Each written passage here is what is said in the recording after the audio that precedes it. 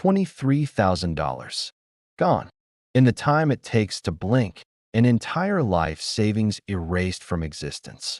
Sarah Chun refreshes her screen one more time at 2 in the morning, but she already knows the truth. The cryptocurrency exchange has collapsed.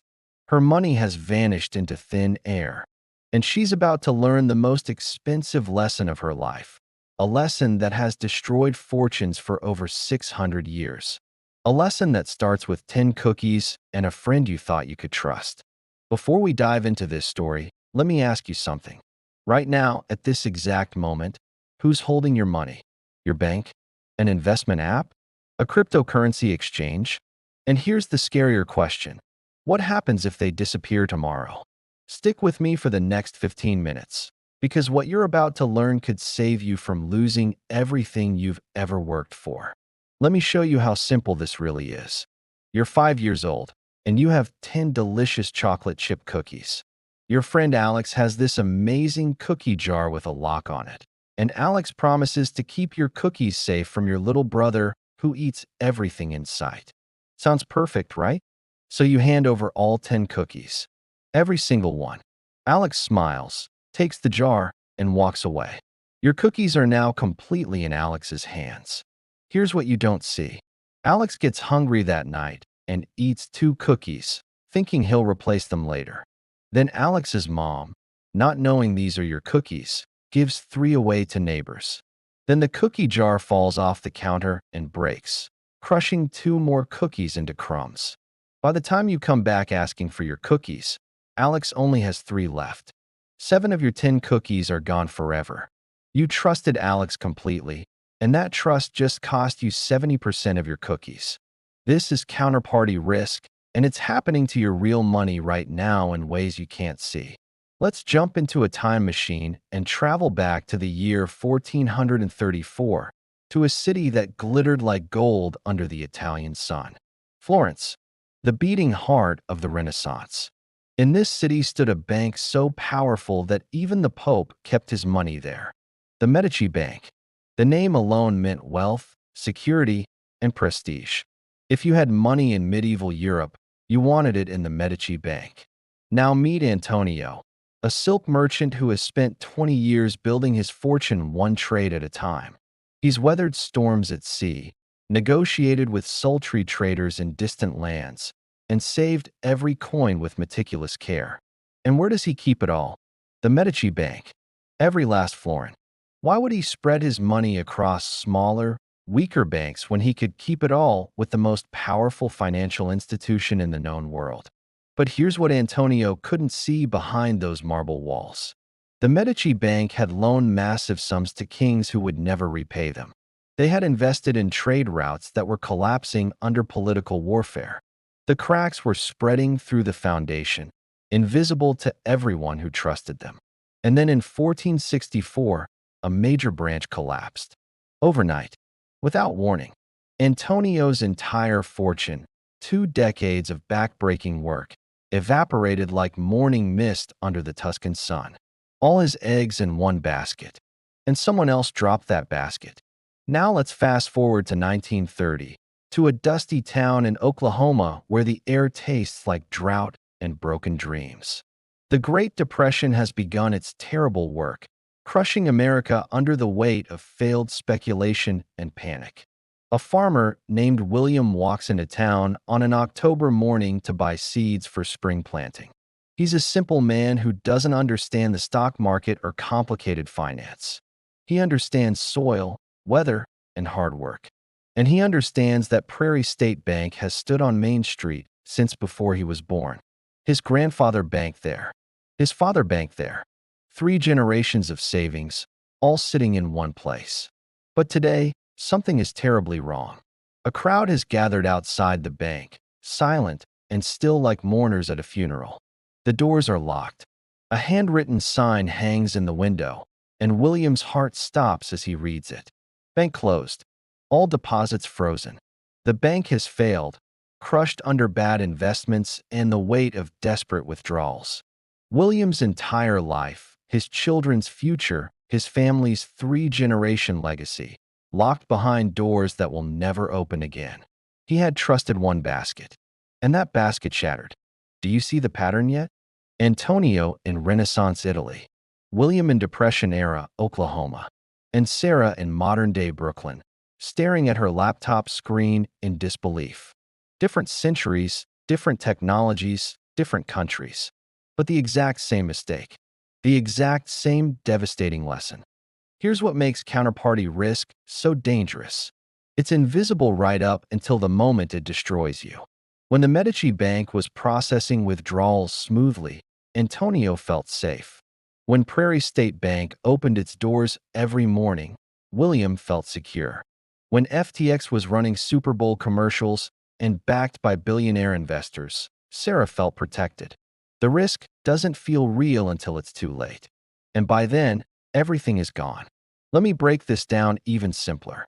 Every time you give someone else control over something valuable, you're making 5 invisible bets. You're betting they're telling you the truth about what they're doing with your valuables. You're betting they're making smart decisions behind the scenes.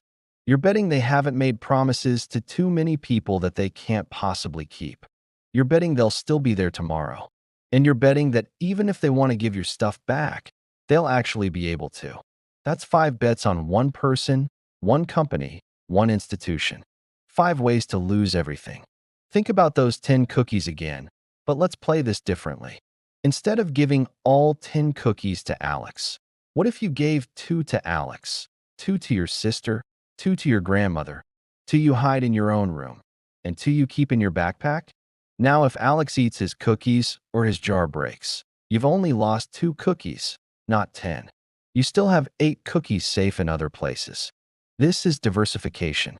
This is spreading risk. This is the wisdom that could have saved Antonio, William, and Sarah. Now here's where this gets personal for you. Right now, where is your money? Is it all in one bank account? Is it all in one investment app? Is it all in one cryptocurrency exchange? Because if you answered yes to any of those questions, you're making the same mistake that has destroyed fortunes for 600 years. You're trusting one basket with all your eggs, and history is screaming at you to stop. But before we go further, if you're finding this valuable, if this is making you think differently about where your money sits right now, do me a favor. Hit that like button. It tells YouTube to show this video to more people who need to hear this message. Drop a comment below telling me where you keep your money. I read every single comment, and I'll respond to yours.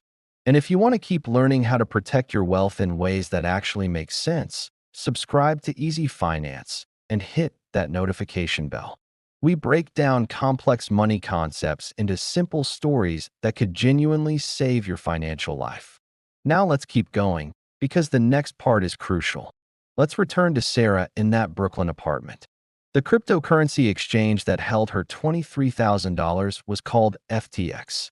It was the golden child of the crypto industry, valued at $32 billion, advertising during the Super Bowl, led by a young billionaire who appeared on magazine covers and promised to revolutionize finance. Sarah had done her research. She'd read articles from respected journalists. She'd seen famous investors backing the company. She'd watched the CEO testify before Congress. Everything pointed to stability and security. But behind the polished facade, behind the celebrity endorsements and slick marketing, the same ancient pattern was repeating itself. The people running FTX were gambling with customer money, using deposits to make risky bets, building a house of cards that looked like a fortress from the outside. They were making promises to millions of people that they couldn't possibly keep. And when the truth finally emerged in November 2022, the collapse came with terrifying speed. Within 72 hours, $32 billion of value vanished. $8 billion of customer money gone. Sarah's $23,000 was a single drop in an ocean of loss. She had made the choice that felt smart in the moment, but was catastrophic in hindsight. She had kept all her eggs in one basket because that basket looked so secure. Until it wasn't. Here's what I need you to understand. Counterparty risk isn't about bad people, although sometimes bad people are involved. It's about the fundamental fragility of trust in an uncertain world. Even good people running well-intentioned institutions can fail. Markets crash. Businesses collapse. Technology breaks. Regulations change. Wars disrupt supply chains. Pandemics shut down economies. The future is unpredictable, and when you concentrate all your trust in one place, you're betting that nothing unexpected will happen. That's a bet you cannot win consistently. So what does wisdom actually look like? It starts with a simple rule that has protected wealth for centuries. Never keep more than 20% of your total assets with any single counterparty. Not because you don't trust them, not because you think they're going to fail, but because you understand that trust and certainty are not the same thing. You understand that even the strongest institutions can fall, and you refuse to let their failure become your catastrophe. Let me give you a practical example. Imagine you have $10,000 saved. Instead of keeping all $10,000 in one bank account, you keep $2,000 in Bank A, $2,000 in Bank B, $2,000 in Bank C, $2,000 in a credit union, and $2,000 in cash or other accessible assets.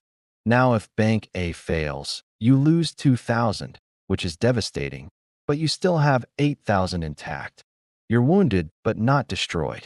You can recover. You can rebuild, because you spread the risk. This applies to everything. Your retirement accounts should be spread across multiple institutions. Your cryptocurrency should never sit entirely on one exchange. Your investments should be distributed across different platforms. Even your physical cash shouldn't all be in one location. This isn't paranoia.